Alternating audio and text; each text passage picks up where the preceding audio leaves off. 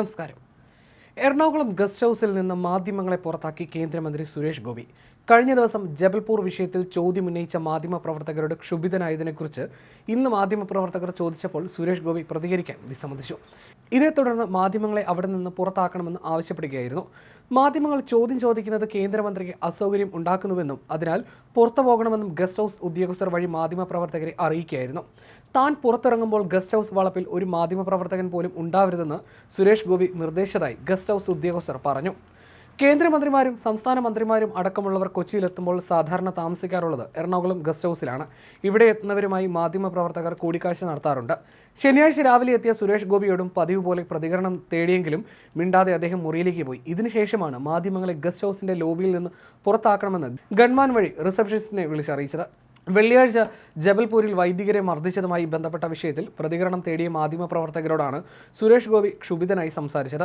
എൻ്റെ നാവ് പോസ്റ്റ്മോർട്ടം ചെയ്തോളൂ, മനസ്സ് പോസ്റ്റ്മോർട്ടം ചെയ്യരുത്. ജബൽപൂരിലുണ്ടായ ആക്രമണം അത് അങ്ങോട്ടും ഇങ്ങോട്ടും നടക്കുന്ന സംഭവമാണ്. കേരളത്തിൽ പാലാ ബിഷപ്പിനെ കൊലപ്പെടുത്താൻ ചിലർ ശ്രമിച്ചില്ലേ? കേസെടുത്ത് അകത്തിടാൻ നോക്കിയില്ലേ? നിങ്ങൾ ആരോടാ ചോദിക്കുന്നത്? വളരെ സൂക്ഷിച്ച് സംസാരിക്കണം. മാധ്യമം ആരാ ഇവിടെ ജനങ്ങളാണ് വലുത്. Be careful. സൗകര്യമില്ല പറയാനെന്നാണ് സുരേഷ് ഗോപി ഇന്നലെ പറഞ്ഞത്. ചോദ്യം പ്രസക്തമാണല്ലോ എന്ന് മാധ്യമപ്രവർത്തകർ പറഞ്ഞപ്പോൾ സൗകര്യമില്ല പറയാനെന്നും ജബൽപൂരിൽ സംഭവിച്ചതിന് നിയമപരമായ നടപടിയെടുക്കുമെന്നും അദ്ദേഹം ദേഷ്യത്തോട് പറഞ്ഞു. ഈ മറുപടിയാണല്ലോ പറയേണ്ടതെന്ന് മാധ്യമപ്രവർത്തകരുടെ മറുപടിക്ക് പിന്നാലെ സുരേഷ് ഗോപി പ്രകോപിതനായി. അതങ്ങ് ബ്രിട്ടാസിന്റെ വീട്ടിൽ കൊണ്ടുവച്ചാൽ മതിയെന്നും സുരേഷ് ഗോപി പറഞ്ഞു.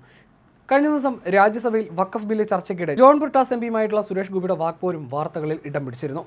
അതേസമയം വഖഫ് വിഷയത്തിൽ കോൺഗ്രസിനെതിരെയും സുരേഷ് ഗോപി രംഗത്തെത്തിയിരുന്നു. അവർ ജാതിയുമായി ജനങ്ങളെ തിരിക്കാൻ നോക്കുകയാണ്. ക്രിസ്തീയ സമൂഹം മുഴുവൻ അണിനിരന്നുവെന്ന അങ്കലാപ്പിലാണവർ. ആങ്ങളെയും പെങ്ങളും എന്തുകൊണ്ടാണ് മുൻപത്ത് വരാതിരുന്നത്? കേരളത്തിലെ ചോരക്കണക്ക് ഞാൻ രാജ്യസഭയിൽ പറഞ്ഞു. ജബൽപൂർ വിഷയത്തിൽ നിയമപരമായി നടപടിയെടുക്കുമെന്നും സുരേഷ് ഗോപി വ്യക്തമാക്കിയിരുന്നു. വഖഫ് നന്മയുള്ള സ്ഥാപനമാണെന്നും അതിലെ കിരാതമായ കാര്യങ്ങളാണ് അവസാനിപ്പിച്ചതെന്നും അദ്ദേഹം പറഞ്ഞു. ഭേദഗതി മുസ്ലിം സമുദായത്തിന് ഗുണം ചെയ്യുമെന്നും അദ്ദേഹം പറഞ്ഞു. ഭാരതത്തിൽ ഈ കിരാതം അവസാനിപ്പിച്ചു. ബിൽ പാസ്സായത് മുൻപത്തിനും ഗുണം ചെയ്യും. ഒരാശങ്കയ്ക്കും അടിസ്ഥാനമില്ല. കുത്തിത്തിരിപ്പില്ലാത്ത വിചക്ഷണരോട് ചോദിക്കൂ. ജനങ്ങളെ വിഭജിക്കാനാണ് പ്രതിപക്ഷം ശ്രമിച്ചതെന്നും സുരേഷ് ഗോപി പറഞ്ഞു. ഒരു സീറ്റ് പൂട്ടിക്കുമെന്ന് ബ്രിട്ടാസ് പറഞ്ഞിട്ടുണ്ടല്ലോ എന്ന ചോദ്യത്തിന് അതിലെ ഒരക്ഷരം മാറ്റണമെന്ന് സുരേഷ് ഗോപി മറുപടി നൽകി. മറ്റു ചോദ്യങ്ങൾക്ക് മറുപടി നൽകാൻ സൗകര്യമില്ല. അതങ്ങ് ബ്രിട്ടാസിന്റെ വീട്ടിൽ പോയി വെച്ചാൽ മതിയെന്നായിരുന്നു സുരേഷ് ഗോപി പറഞ്ഞത്. വഖഫിലൂടെ മുനമ്പത്തെ പ്രശ്നമല്ല പരിഹരിക്കപ്പെട്ടത്. മുനമ്പത്തും ഗുണപ്പെടും എന്നത് സത്യമാണ്.